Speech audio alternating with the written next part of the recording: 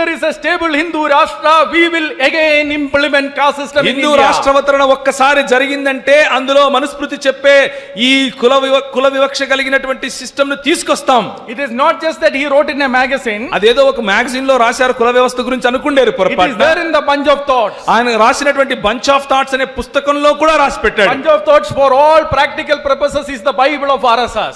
RSS వాళ్ళు చదువుకునేందుకు వాళ్ళకు ఉన్నటువంటి బైబిల్ లాంటిది బంచ్ ఆఫ్ థాట్స్ అనే పుస్తకం. And he says the nation and its problem.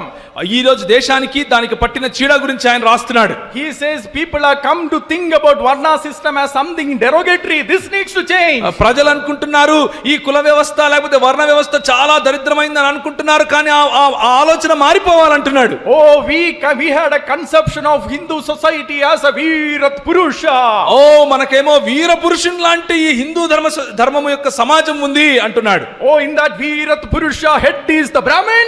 మనకు వీర పురుషుడు అన్నటువంటి ఈ ధర్మంలో తలకాయ వచ్చి బ్రాహ్మణుడు, And the Kshatriya is the shoulder. మరి క్షత్రియుడేమో భుజములు. And we need to bring back the system again. మనము తిరిగి అదే వ్యవస్థను తీసుకొని రావాలి అని రాశాడు. If Hindu Rashtra comes back to power, మరి హిందూ రాష్ట్రం గనక తిరిగి వస్తే it is not the Christians and Muslims who are going to suffer most. కేవలము క్రైస్తవులు మరియు ముస్లింలు మాత్రమే వారు అణగద్రొక్కబడతారు అని అనుకుంటున్నారేమో, అది కాదు. We might suffer, but the people who are going to suffer maximum are the Avarnas and Shudras and the Dalits of this country. నిజానికి ఎవరైతే అణగద్రొక్కబడతారు అని అనుకుంటే వారు క్రైస్తవులు ముస్లింలు కాదు.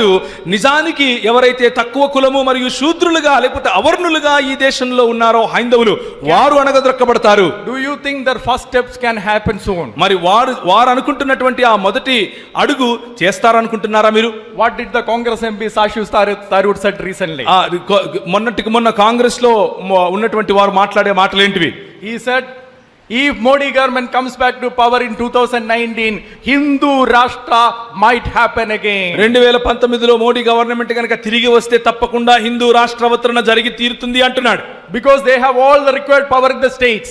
ఎందుకు అనంటే కావలసినటువంటి శక్తి అంతా కూడా అన్ని రాజ్యాల్లో లేదా అన్ని రాష్ట్రాల్లో ఉంది. They will have the power in the Lok Sabha.